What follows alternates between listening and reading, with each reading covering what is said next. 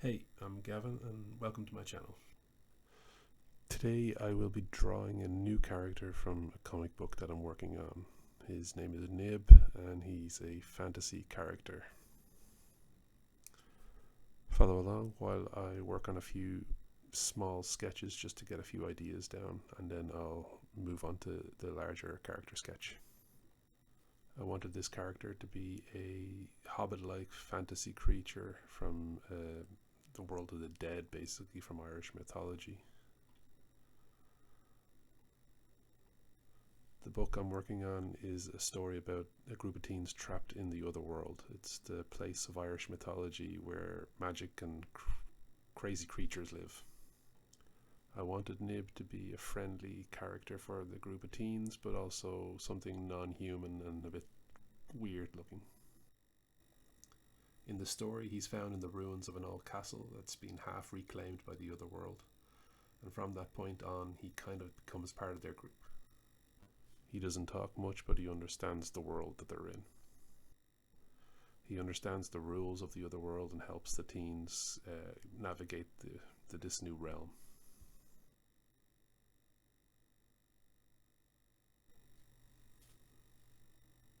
Most of the time, he's more of a guide than a hero, just trying to survive and helping the others do the same. So while I'm drawing here, I'm just thinking about who he is, where he comes from, and how he fits into this strange place. Nothing too polished, just letting the drawing and the world grow at the same time.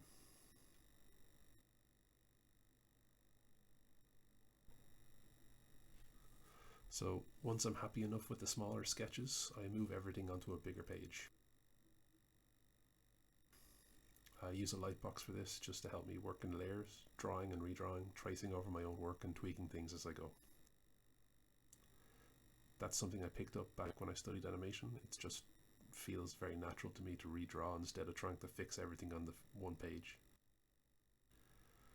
A lot of this is just repetition, drawing it again, spotting what feels off, and then drawing it again with small changes. Once the main shapes are down, I start with the head.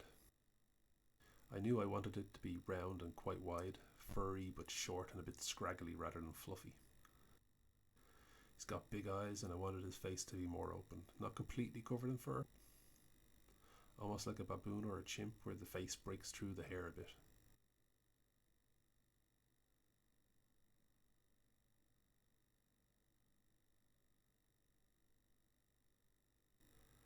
From there I move into his shoulders and start on his clothing. I always pictured Nib wearing something really plain, an old medieval style cloak, like something a monk or a friar might wear. Then I start thinking about his hands. I wanted his body language to say a lot about him, that he's shy, restrained, a little bit nervous around others. So I have him holding his hands up close to his chest, almost protectively, like he's not sure what to do with them. From there it's working my way down the cloak, the tattered ends, the frayed edges, bits that feel worn and torn. When I get to the lower body, I make a pretty clear decision early on that I didn't want him to just feel like a small hairy human, so no shoes and no trousers. I wanted him to feel more like a creature than a person. To join the top and bottom halves together, I added a belt, something to hold his shirt or vest or whatever he's wearing on his torso. At this stage, once all those decisions are made and I've got a few ideas for where he could go next, I start a fresh page. I trace over the parts I want to keep and make edits where things still feel off. I refine the fur around his head here. It almost ends up looking like a medieval beard that blends into his hair, which I actually kind of like. Then back down to his cloak and arms, just adding small details to the cloth to show direction and weight. I'm not great at drawing cloth, honestly, but I've been doing tutorials and practicing more. So this is mostly me just trying things out and seeing what sticks. Same with the arms and hands. Hands are always a struggle for me. Finger placement, the direction, the size, it all gets confusing fast. These didn't turn out too bad in the end, which I'll take as a win. From there it's just layering in more details, the exposed fur on his arms, the torn edges of the cloak, then down to the feet. I'm really not good at drawing feet. They usually end up looking like little stumps, but again, this is me trying to get better rather than avoiding them. I add more detail to the lower body, give the belt a bit of depth so it doesn't feel totally flat, and eventually I get to a version of nib that I'm actually happy with.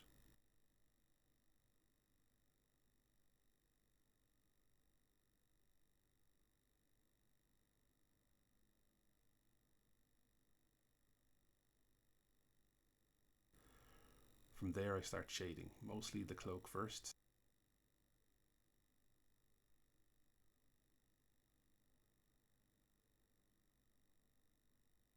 Areas behind him where the light wouldn't hit.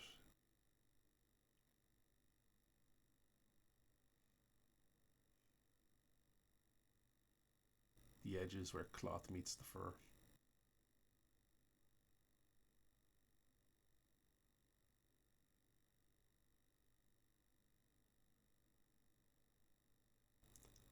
Then onto his head.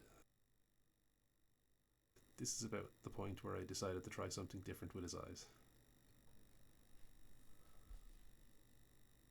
I wanted the other world to feel like a kind of inversion of our world, so I flipped the eye colours. Black eyes with white irises. I think it works. It makes him look strange, a little unsettling, but not enough to take away his cuteness completely. After that, it's mostly just more shading, more small details, and slowly filling the character out until the design feels finished.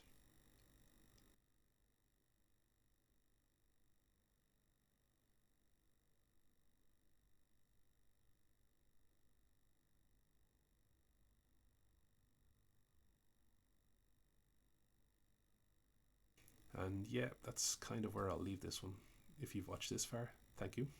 I really appreciate you spending the time here with me.